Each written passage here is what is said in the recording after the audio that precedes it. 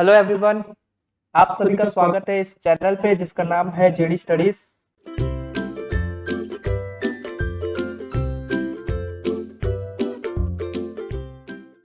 आज से हम लोग हमारा computer aided design chapter start कर रहे हैं, जिसमें सबसे पहला हमारा टॉपिक है why we need computer aided design analysis. तो देखिए, इस अगर ये हमारा क्वेश्चन है why we need of CAD analysis, तो उसका आंसर किस तरीके से आएगा।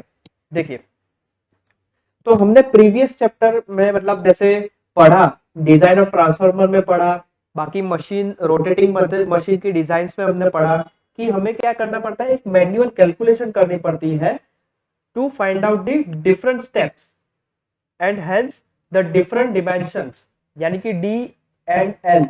ये कैलकुलेट करने के लिए हमें क्या करना पड़ता है, मैन्युअली कैलकुलेशन करनी पड़ती है। और हमने डिजाइन चैप्टर में जैसे हमने उसके आउटपुट इक्वेशंस भी देखे इन टर्म्स ऑफ फंडामेंटल वैल्यूज, जैसे कि वोल्टेज एंड करंट, और उसे हम लोगों को कन्वर्ट करना पड़ता है output equation in terms of machine dimension like diameter and length, और window window details in case of transformer. तो ये सारे जो पॉइंट्स हैं, ये सारे पॉइंट्स के मद्देनजर हम लोगों ने कैड एनालिसिस की खोज करी। ठीक है, now design of machine is proceeded with output equation based upon the specification and other parameters of the machine। यानी कि मशीन की डिजाइन जो भी आपकी हम लोग बनाते हैं, मशीन डिजाइन करते हैं, तो वो उसके आउटपुट डिजाइन पे, आउटपुट इक्वेशन के जो भी आउटपुट इक्वेशन है उसके अंदर जो भी आपके पॉइंट्स है, जैसे डिमेंशन हो गया या फिर आपका लेंथ हो गई या फिर आपका विंडो हो गई, तो इस सब चीज पे क्या करता है, बेस्ड रहता है। ठीक है, और डिफरेंट वेरिएबल्स भी है and parameters are inter related and variables and performance of the machine have non linear relationship. तो अलग अलग जो और भी डिफरेंट डिफरेंट टाइप के हमारे पास वेरिएबल और पैरामीटर्स आते हैं जब हम लोग मशीन की डिजाइन कर रहे हैं, तब तो वो एक दूसरे से इंटर रिलेटेड होते हैं या फिर हमें करवाने पड़ते हैं। और जो वेरिएबल्स होते हैं और उसकी परफॉर्मेंस होती है मशीन की, वो उन सबके बीच में एक नॉन लीनियर रिलेशनशिप होती है। और जो डिजाइन होती है, design is also depends upon this several other factors like mechanical stress, magnetic forces, temperature rise और कूलिंग मीडियम। ये सब क्या है, डिजाइन की और भी फैक्टर्स है except the D and L. ऐसा ही नहीं है कि डी एंड एल हमने मशीन में फाइंड आउट कर लिया तो हमारा काम हो गया, ऐसा नहीं है। उसके हमें मैकेनिकल स्ट्रेस भी फाइंड आउट करना पड़ता है, मैग्नेटिक फोर्स कितना लगेगा वो हमें फाइंड आउट करना है, टेम्परेचर राइज कितना होगा वो भी हमें फाइंड आउट करना है, और कूलिंग मीडियम के तौर पे हम लोग क्या यूज करेंगे, ये भी एक सेवरल और एक ऐसा फैक्टर है जिसपे मशीन की डिजाइन इफेक्ट करती है।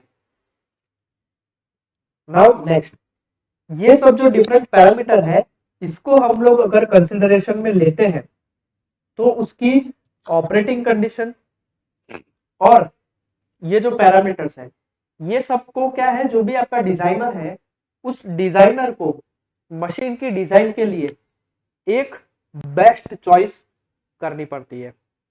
और ये जो सारे पैरामीटर्स हैं, ये सारे पैरामीटर्स आपके फुलफिल होने चाहिए। और मशीन की डिजाइन आपकी कैसी होनी चाहिए, रग, simple, efficient, economic and safe.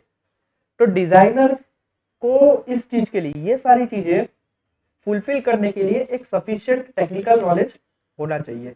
और पैरामीटर्स जो भी हैं और उनकी जो इफेक्ट है डिजाइन के ऊपर, इन सबके साथ इंटर रिलेशनशिप क्या कहती है, मीन्स जो भी पैरामीटर्स है उनकी क्या इफेक्ट होगी डिजाइन पे, ये सबको विजुलाइज करना, एक दूसरे के साथ उसकी इंटर रिलेशनशिप, ये सब चीजें पता होनी चाहिए एक अच्छे डिजाइनर के लिए। ठीक है, तो ये जो विजुअलाइजेशन है, ये विजुअलाइजेशन किसके बेस्ड रहती है, only wide practice experience. Means आपके पास बहुत अच्छा एक सफिशिएंट 13 से 14 साल का अगर एक्सपीरियंस हो, तब जाके आप क्या कर सकते हैं, मशीन डिजाइन में अपना योगदान दे सकते हैं।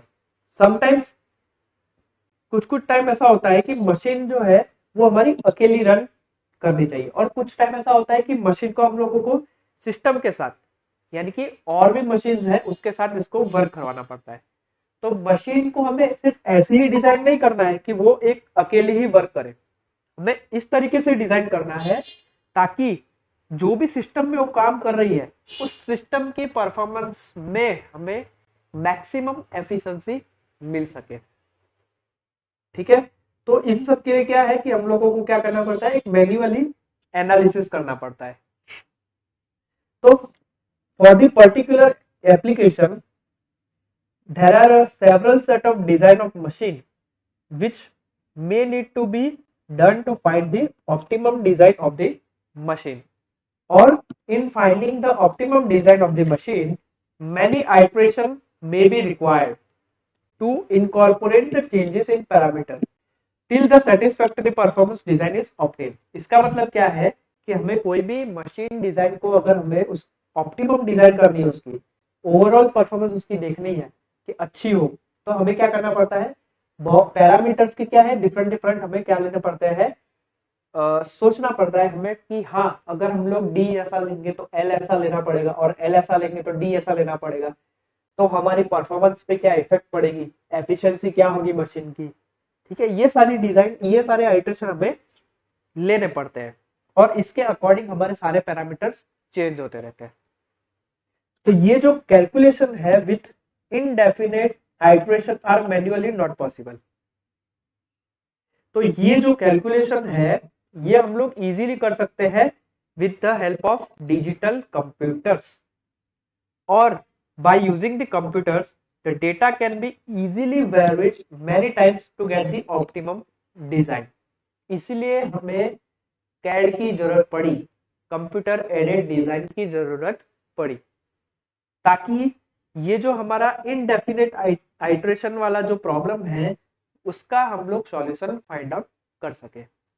Okay, so the computer has become the powerful and important tool in designing the electrical machine।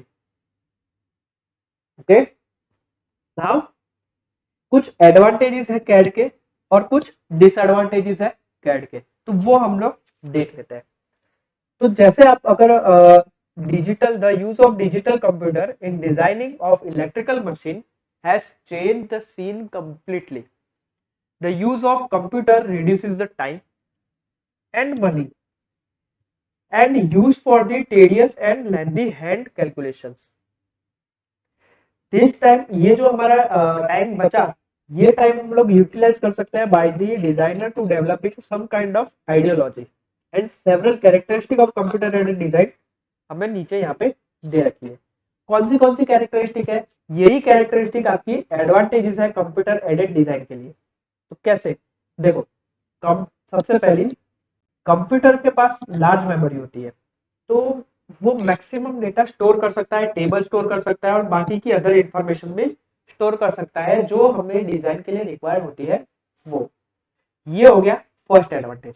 दूसरा advantage, computer can do calculation in a short time, मतलब लेंथी कैलकुलेशन होती है उसको भी एक शॉर्ट टाइम में पूरा कर देता है। ये हो गया दूसरा एडवांटेज। तीसरा एडवांटेज क्या है, it takes very less time to take the logical decision. Fourth one, change in a large number of parameters can be modeled and simultaneously using loops in computer aided design। जब programming करते हैं हम लोग computer aided design में, तो उसमें हम लोग क्या करते हैं, लूप का यूज करते हैं, और लूप का यूज होने के कारण क्या होता है, अगर हम लोग कुछ पैरामीटर्स चेंज करते हैं तो अंदर के पैरामीटर्स जो हमारे उस लूप के अंदर है वो ऑटोमेटिकली चेंज हो जाते हैं।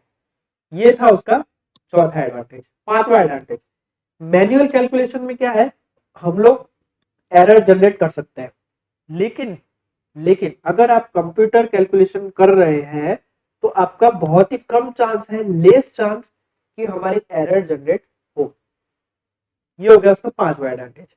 छठा एडवांटेज क्या है, optimization of design can be obtain by computer, hence it reduces the cost of the fabrication. Means हमें बार बार बार बार हमें चेक करने की जरूरत नहीं है मशीन को बना के कि हाँ हमें ऑप्टिमम डिजाइन मिल रही है कि नहीं मिल रही है। हम लोग क्या कर सकते हैं, कैड का यूज कर सकते, कैड का यूज करके हम लोग मशीन को डिजाइन अलग अलग पैरामीटर के लिए डिजाइन करके हम लोग चेक कर सकते हैं कि किस पैरामीटर के लिए हमें जो भी एफिशिएंसी है, जो भी उसका डेटा है, मीन्स हमें क्या मिल रहा है, ऑप्टिमम डिजाइन मिल रही है कि नहीं मिल रही है। ये हम लोग चेक कर सकते हैं with the help of computer aided design. तो ये हो गया उसका छठा एडवांटेज। ना अब कुछ डिसएडवांटेज है। वो डिसएडवांटेज क्या है, यानी कि लिमिटेशन। तो देखो, use of digital computers involves high initial investment.